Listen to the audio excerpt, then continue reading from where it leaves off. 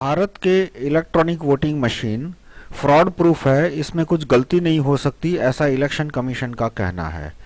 लेकिन हमने इस वीडियो में दिखाया है कि किस तरह से इलेक्ट्रॉनिक वोटिंग मशीन में फ्रॉड करना आसान है। और भारत में ऐसे सैकड़ों टेक्नीशियन है जो कि इस इलेक्ट्रॉनिक वोटिंग मशीन को फ्रॉड कर सकते हैं। आइए हम बताते हैं कैसे। मान लो कि आप वोट देने जाते हो और आपको एक पेपर दिया जाता है, फिर आप एक इलेक्ट्रॉनिक वोटिंग मशीन के पास वो पेपर लेकर जाते हो और मानो कि उसमें से एक आदमी हाथ लेके आपका बैलेट ले लेता है, फाड़ के फेंक देता है उसमें से वोट पड़ने के बाद, और एक आवाज आती है कि यू वोटेड, बीप आता है और इलेक्शन के बाद वो आदमी एक काउंट देता है कि किसने कितना वोट दिया और वो कहता है कि उसने ईमानदारी से काउंट रखा। इलेक्ट्रॉनिक वोटिंग मशीन इस पर्दे के पीछे आदमी के सिवा और कुछ नहीं है। इंडिया के इलेक्ट्रॉनिक वोटिंग मशीन की बात करते हैं। इसमें एक कंट्रोल यूनिट होता है और दूसरा होता है ballot unit. Control unit presiding officer के पास होता है और इसमें एक बटन होता है, और दूसरा बैलेट यूनिट वोटर, उस बैलेट यूनिट से वोटर अपना वोट डिसाइड करता है। आइए हम आपको एक इलेक्शन दिखाते हैं। इसमें कंट्रोल यूनिट पे प्रिसाइडिंग ऑफिसर जब बटन दबाता है और वोटर उसको अपने उम्मीदवार को वोट देता है। चलो हम हर एक उम्मीदवार को 3 वोट देते हैं। अब आइए हम वोटों की गिनती करते हैं।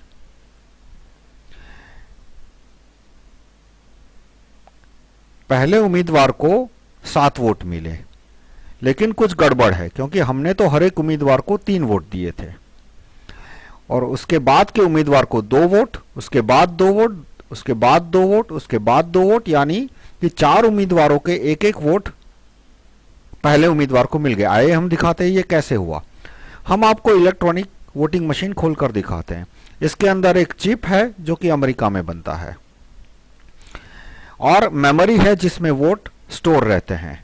आइए हम बताते हैं हमने ये मैनिपुलेशन कैसे किया। हमने इलेक्ट्रॉनिक वोटिंग मशीन को खोला, उसका डिस्प्ले निकाला और उसकी जगह हमने एक दूसरा डिस्प्ले रख के फिर इलेक्ट्रॉनिक वोटिंग मशीन को वापस बंद कर दिया। दूसरा डिस्प्ले में खूबी क्या है, दिखने में तो वो ओरिजिनल डिस्प्ले जैसा ही है, कोई कह नहीं सकता कि ये ओरिजिनल डिस्प्ले से अलग है। लेकिन हमने जो दूसरा डिस्प्ले बनाया उसके अंदर एक चिप है जो कि वोट को बदल देती है। और कैसे बदलती है, हमने एक ब्लूटूथ यानी कि वायरलेस रिमोट कंट्रोल से जो उसकी सिग्नल ले सके वो एक डिवाइस लगाया है। यह डिवाइस वायरलेस से सिग्नल लेता है कि किस उम्मीदवार को ज्यादा वोट देने हैं। अब हम मेमोरी मैनिपुलेशन का ट्रिक दिखाते हैं। इलेक्ट्रॉनिक वोटिंग मशीन कमरे में बंद होते हैं। यदि कोई आदमी इस कमरे में घुस जाए और इलेक्ट्रॉनिक वोटिंग मशीन को खोल के ये हमने जो इंस्ट्रूमेंट लगाया है वो इंस्ट्रूमेंट लगा दे, इस इंस्ट्रूमेंट के ऊपर कैंडिडेट नंबर सिलेक्ट किया जाता है। ये इंस्ट्रूमेंट इस तरह से लग गया। अब 1 सेकंड के अंदर वो 700-800 वोट बदल सकता है।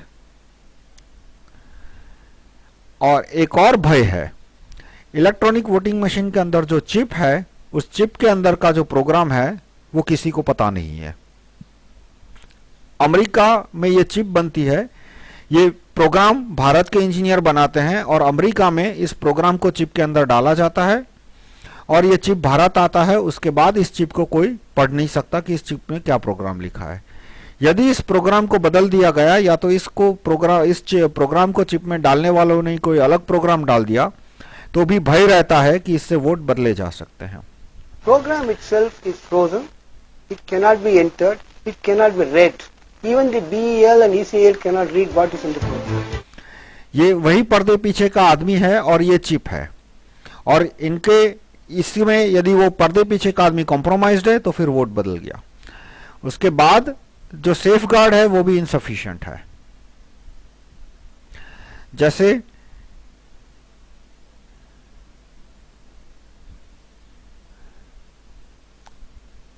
वोट दिए जाते हैं और उसके बाद ईवीएम को सील किया जाता है, लेकिन ये सील एक धागे और उसके ऊपर लगाया हुआ रेड वैक्स, लाल रंग का मोम, उससे ज्यादा कुछ नहीं होता। इस सील को काफी आसानी से तोड़ा जा सकता है और वापस लगाया जा सकता है, और वापस लगाने के बाद यह कहना नामुमकिन हो जाता है कि यह सील पहले वाला ही था या कुछ और है। सील को बनाने का कोई अच्छा तरीका नहीं है फुल प्रूफ सील को, जिसके सील को फुल प्रूफ बनाया जाए। इलेक्शन कमीशन कहता है कि कैंडिडेट का उम्मीदवार का नंबर है वो तो चुनाव के कुछ एक आध हफ्ते पहले ही दिया जाता है, लेकिन इससे कोई फर्क नहीं पड़ता, क्योंकि जो डिस्प्ले है वो रिमोट कंट्रोल से कैंडिडेट नंबर लेता है। यानी कैंडिडेट नंबर मिलने के बाद, चुनाव के बाद, गिनती से थोड़ा समय पहले, देखिए हमारी एप्लीकेशन बनाई है फ्रेशर, इसने कैंडिडेट 1 को सिलेक्ट किया, 25% एक्स्ट्रा वोट दिए, और वायरलेस के जरिए उस डिस्प्ले ने कैंडिडेट नंबर 1 के वोट बढ़ा दिए, और मेमोरी के द्वारा भी ये मैनिपुलेशन हो सकता है। तो इलेक्ट्रॉनिक वोटिंग मशीन है, इसमें छेड़खानी हो सकती है, और इसलिए बहुत सारे देशों ने इलेक्ट्रॉनिक वोटिंग मशीन पे बैन लगाया है। जैसे जर्मनी ने बैन लगा दिया, आयरलैंड ने बैन लगा दिया, ब्रिटेन ने, फ्रांस ने इलेक्ट्रॉनिक वोटिंग मशीन का प्रोजेक्ट ही कैंसिल कर दिया। भारत को भी यही करना चाहिए। अधिक जानकारी के लिए देखें indiaevm.org। धन्यवाद।